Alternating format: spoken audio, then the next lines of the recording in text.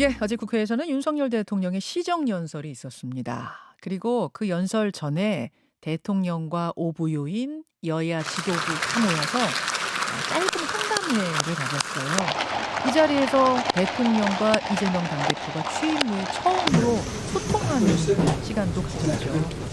대통령이 악수를 하면서 오랜만입니다. 이렇게 말을 했고 이재명 대표는 미소로 답을 했습니다.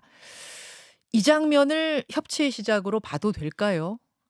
민주당 홍익표 원내대표는 어떻게 느꼈는지 홍익표 원내대표 지금부터 직접 연결을 해보죠. 홍 원내대표님 안녕하세요. 네, 안녕하세요. 예, 어제 그 환담회 자리에 계셨죠? 예, 그렇습니다. 분위기 어땠습니까? 어, 어제 그냥 첫 만남이고, 네. 굉장히 여러분이 계셨기 때문에 깊은 얘기를 나눌 수 있는 상황은 아니었습니다. 음, 돌아가면서, 각 당의 당대표와, 그 다음에 헌법기관장들이, 한마디씩 하는 자리였기 때문에, 음, 그게 오래 서로 이야기를 주고받을 수 있는 상황은 아니었고요. 다만, 음, 우리 이재명 당대표가 국정기조 전환하고, 특히 민생 문제, 현장의 목이 굉장히 어렵기 때문에 현장에 가서 좀 목소리를 듣고 경제와 민생 정책의 기조를 좀 바꿔야 되는 것 아니냐 음, 이런 말씀을 굉장히 차분하게 그 말씀을 드렸어요. 그 발언을 듣고 대통령 반응은 어땠어요? 그날 그 자리가 즉각적으로 무슨 답변하고 이런 자리는 아니었습니다. 그런 네, 건 아니었기 때문에 네. 알겠습니다. 하여튼 뭐 두 분이 그다음에 이제 본회의장에서도 그렇고 서로 웃음을 띠면서 악수하고 이런 장면들 국민들 보기엔 좋더라고요. 오랜만에 협치의 모습 같아서. 네. 제가 늘 얘기하지만 대통령과 예. 정당의 지도자가 만남이 그 자체가 어떤 대단한 이벤트가 안 되는 사이였으면 좋겠어요. 맞아요. 그러니까 좀 일상적으로 예. 뭐 일이 있으면 뭐 차담이라도 하고 언제든지 음. 만나면서 서로 대화하고 그래서 기왕에 우리 이재명 당대표가 양자에서 삼자까지 수정 제안을 했으면 그 문제에 대해서 대통령실이 좀 더 열린 자세로 어떤 입장을 표명하는 게 중요하지 않을까 생각합니다. 음. 그 얼마 전에 여야 원내대표 간에 신사협정을 맺었었죠. 네, 그렇습니다. 예. 국회 회의장에서 손피켓 시위라든지 또 상대당이 발언할 때 야유하고 뭐 고성 지르고 이런 예, 거 하지 말자. 예, 홍익표 원내대표하고 윤지혁 원내대표가 맺은 그 신사협정. 네, 근데 어제 본회의장 밖에서는 야당 의원들, 민주당 의원들 피켓 시위가 있었어요. 예, 물론 회의장 내 시위는 아니었지만 이게 네. 좀 '신사협정 취지를 훼손한 건 아니냐.' 이런 뭐 비판도 있던데 어떻게 보세요? 아니, 그거는 전혀 아닙니다. 그건 그 얘기는 아예 구체적으로 그 얘기까지 했었어요, 그 당시. 어. 로텐도어 같은 경우는 언제든지 할 수 있다는 얘기까지 했었습니다. 그럼 그 신사협정 맺을 때 예, 상임위하고 본회의장에선 하지 않아도 되지만 로텐더홀에서는 의사표현하자 뭐 이렇게 하신 거예요? 그렇습니다. 로텐도어를 비롯해서 그 회의장 밖에서는 그건 언제든지 자유로운 표현의 예. 자유와 정치적 자유로운 활동 공간이기 때문에 그것은 언제든지 할 수 있다. 음. 그리고 어떤 상대 측 발언에 어떤 야유를 하지 않는 것도 네. 대통령 시정 연설 그리고 각 당의 대표 연설, 요 교수단체 대표 연설을 제외하고 예. 본회의의 대정부 질문에서는 외국의 국회도 그런 게 있거든요. 영국 의회도 서로 간에 얘기하고 토론할 때 음. 야유도 하고 뭐 소리도 지르고 하는 거기 때문에 그거는 정치 문화로 그냥 유지를 해보자 이렇게 얘기를 했습니다. 그래서 딱 그 세 가지 각 당을 음. 대표하는 분, 그다음에 정부를 대표해서 온 대통령에 대한 시정연설의 경우는 우리가 조금 더 예우를 갖추자 이렇게 얘기한 겁니다. 그렇게 약간 바운더리가 정해져 있었던 거군요, 예, 예, 범위가. 그렇습니다. 그래서 아. 여당 일부 인사들이 예. 신사협정 어겼다 그러는데 예. 그건 윤재욱 대표한테 물어보시면 제 얘기가 정확하게 맞다 그럴 겁니다. 예. 대통령의 국회 시정연설도 한번 평가를 해 보죠. 네. 경제란 단어가 23차례, 개혁이 14차례, 재정이 13차례. 어제 시정연설은 어떻게 들으셨습니까? 근데 어쨌든 뭐 한 두 가지 측면에서 의미가 있는 게 네. 전정부터 별로 하지 않은 것 음. 그리고 불필요하게 무슨 뭐 좌파 세력이니 뭐 급진 세력이니 이런 식으로 해서 어떤 이 이념적으로 갈라치기 음. 이런 건 없었다는 점에서는 평가를 하는데 예. 현실과 좀 동떨어진 그리고 지나치게 그냥 자화자찬이나 자기 합리화 정책에 대해서 별 비전이 없었지 않느냐 이런 생각입니다. 현장의 어. 지금 어려움은 윤석열 정부의 경제 정책, 민생 정책에 대한 기조가 전환돼야 한다고 생각을 하는데 그런 요구가 음. 높은데 기존의 정책을 그대로 밀고 가겠다는 거기 때문에 과연 이런 식으로 해서 내년도 경제정책, 민생 문제를 잘 헤쳐나갈 수 있을까에 대한 우려가 매우 큽니다. 제일 문제가 뭐라고 보세요? 몇 가지가 있는데요. 네. 제가 늘 얘기했던 것처럼 그 대부분의 국가들이 코로나 이후에 굉장히 칵테일 크라이시스라 그래서 복합위기가 올 거라고 전망을 했습니다. 예. 그렇기 때문에 정부가 이러한 위기를 헤쳐나갈 수 있는 그 재정적 수단을 확보하기 위해서 일부 국가는 아예 증세를 했고 또 일부 국가는 다른 어떤 재정적 수단을 여러 가지 수단을 통해서 재정 여력을 확보하는 데 주력을 했거든요. 음음. 이런 복합 위기에 정부가 역할을 해야 되기 때문에. 근데 우리 정부는 반대로 갔죠. 거꾸로 간 거죠. 미국이나 유럽 국가들하고 다 반대로 도리어 작년에 우리 야당의 반대에도 불구하고 법인세와 초부자 소득세에 대해서 감세를 한 겁니다. 도리어 그 세수를 줄여버린 거죠. 예. 그러다 보니까 원래 당초 정부의 생각은 감세를 하면 낙수 효과에 따라서 경기 활성화다 이런 얘기인데 이게 이미 틀린 얘기로 10년 전에 그 박근혜 정부 때 그 경제부총리가 제가 대정부질 때도 낙수 효과 틀렸죠 했더니 이미 그건 지나간 얘기였습니다라고 답변까지 한 적이 있는데 이걸 다시 꺼낸 거예요. 음흠. 그래서 그 감세, 경기 침체, 재정 지출의 위축, 긴축이죠. 이런 그 악순환으로 빠져 있는 겁니다. 올해 그 세수가 당초 예상했던 것보다 60조가 줄어들었거든요. 예예예.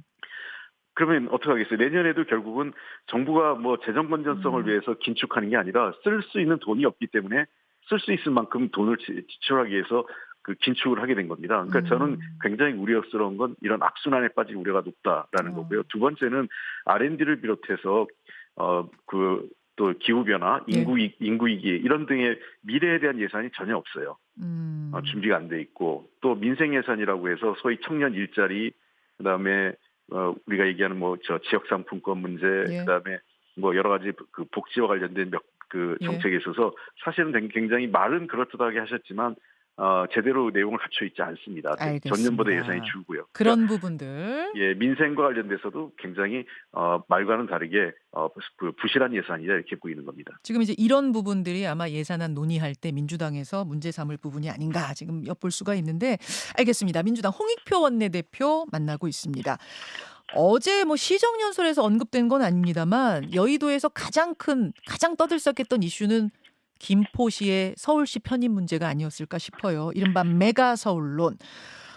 김포시가 요청해서 검토를 시작했는데 이게 그냥 한번 던져보는 정도가 아니라 국민의힘은 당론으로 추진할 만큼 지금 강력한 힘을 받은 상태입니다. 어떻게 생각하세요?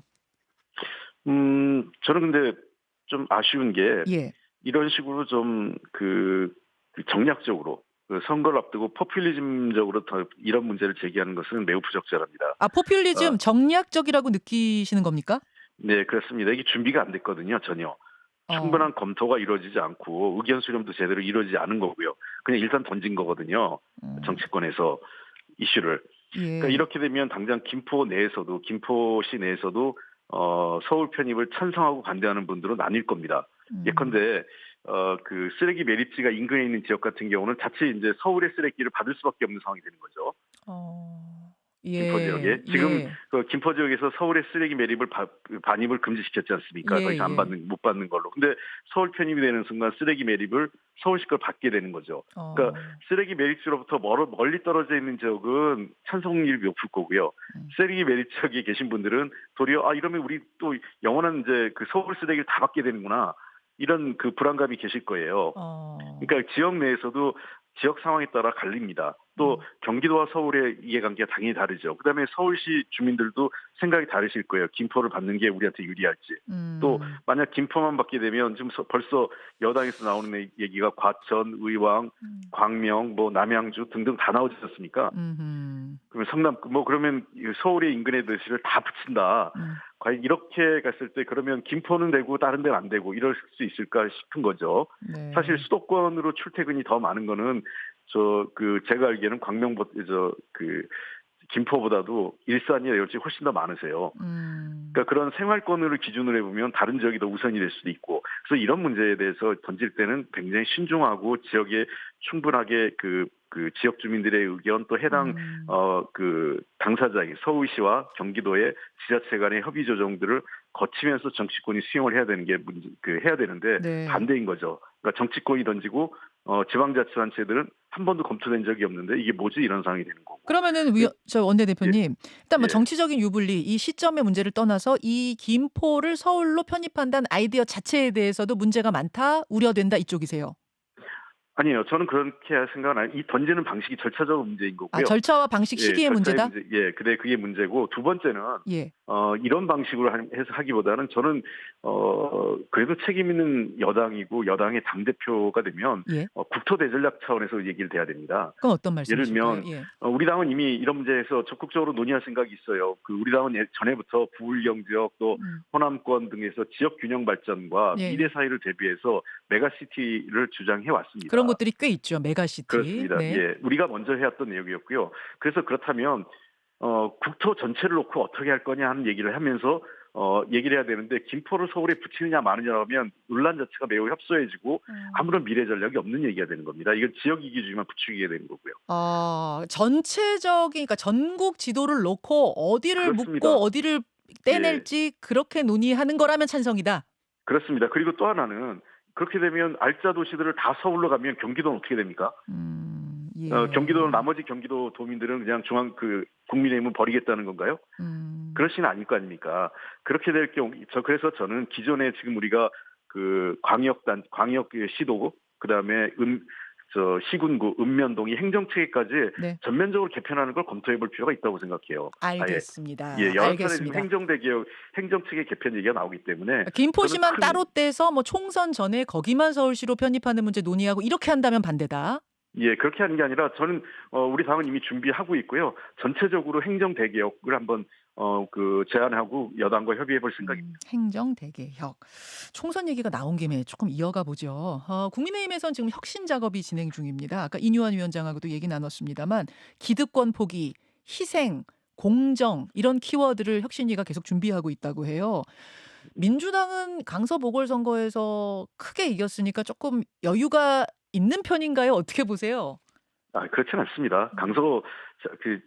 저희는 이미 강서 재보궐선거 결과는 다 잊었습니다. 저는. 아 벌써 잊어버리셨어요? 예, 잊어버리셨다는 얘기는 그러니까 그러려고 노력한다. 예, 그거를 더 연연하지 않습니다. 그건 지난 선거고, 어. 지난 선거는 다가오는 선거하고 아무 관련이 없습니다. 그런 자세로. 그러면은 이제 민주당은 그럼 뭘 혁신하고 뭘 준비할 거냐. 예를 들어 국민의힘의 기득권이 영남이라면 민주당의 기득권은 호남과 586이다. 이런 얘기들 매 선거마다 했었는데 음, 그쪽의 기득권을 좀 내려놓는 작업 이번에도 필요하다고 보세요? 어떠세요? 기득권은 뭐 꼭 어떤 지역과 특정 세대를 한정짓지는 않습니다. 또 영남의 물론 표면적으로 영남의 기득권과 호남의 기득권을 나타나긴 하지만 저는 내용적으로 굉장히 다르다고 생각을 해요. 음. 호남 분들이 지금까지 싸워왔던 민주화 운동이라든지 군부 독재에 싸웠던 문제를 단순히 그냥 영남과 등치해서 호남 기득권 이렇게 얘기하는 아니, 거는 여기서 말하는 저는 예, 기득권은 국민의 기득권, 시민의 기득권 예, 얘기하는 게 아니고 그 지역 예. 의원들이 그곳에서 아무래도 당선되기가 쉽다 보니 기득권 아니냐? 뭐 그 음, 말씀입니다. 예. 예, 그렇게 어쨌든 근데 그 경우에도 저는 우리 당의 같은 호남 지역 의원들은 예선이 굉장히 어렵습니다. 음.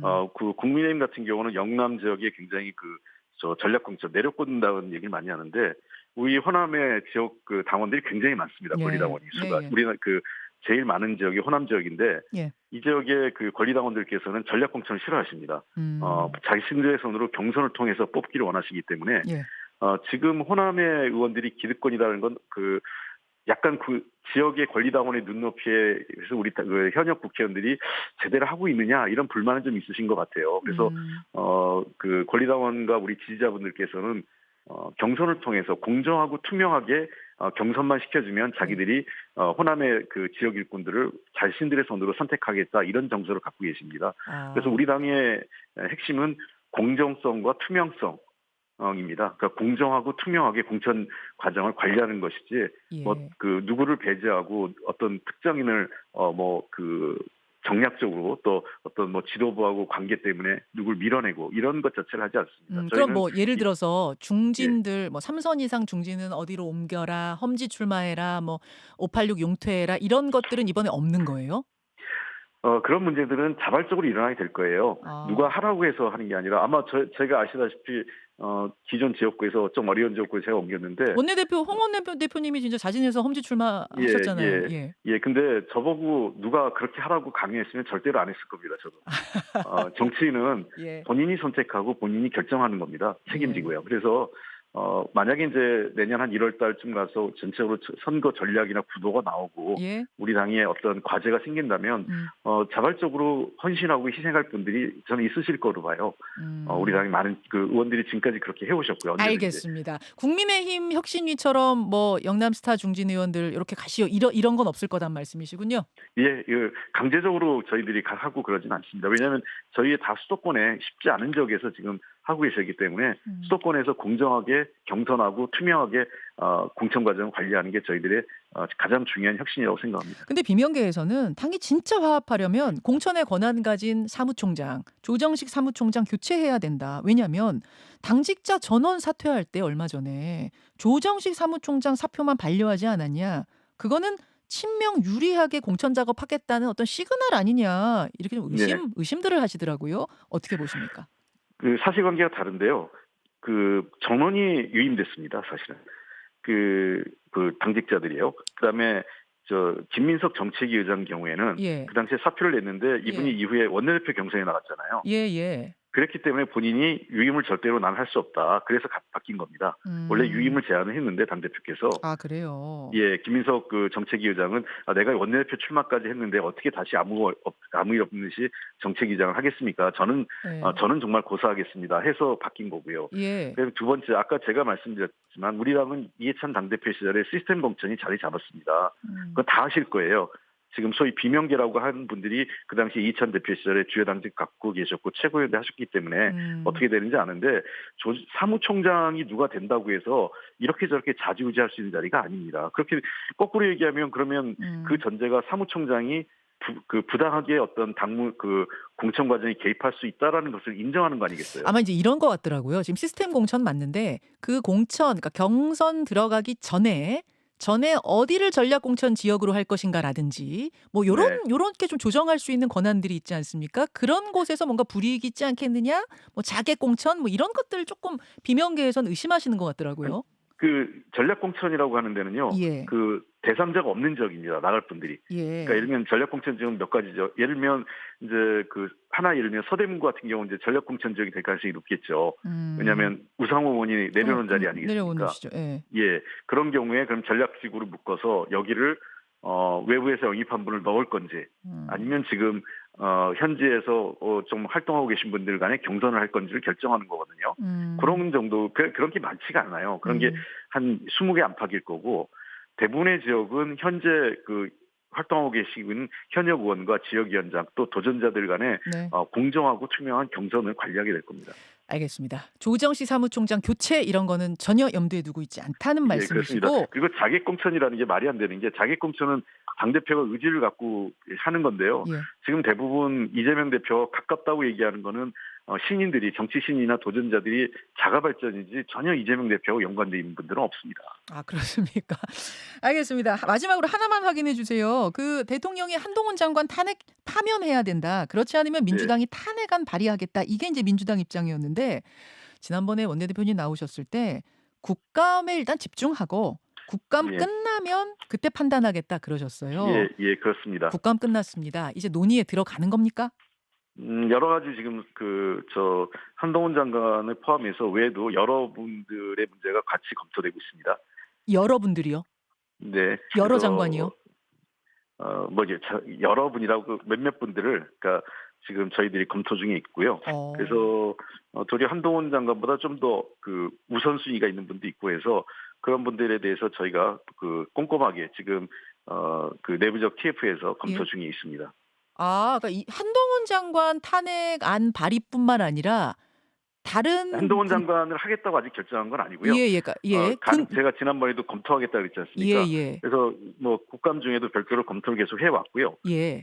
근데 그 몇몇 분이 더 해서 실제 이제 탄핵이라는 것은 어떤 정치적 행위가 아니라 법적 행위지 않습니까? 그렇죠. 그게 법률 위반 행위가 있는지를 예. 그래서 저희들이 꼼꼼하게 관련 내용을 살펴보고 있고 또 법 위반을 한 분이 한동훈 장관 한 분 아니라 다른 분도 계시기 때문에 그분들에 대해서도 포괄적으로 저희들이 심도 있게 검토해서 필요하다고 판단되면 그리고 확실하다고 저희들이 내부적으로 결론이 내려지면 네. 단행할 생각입니다.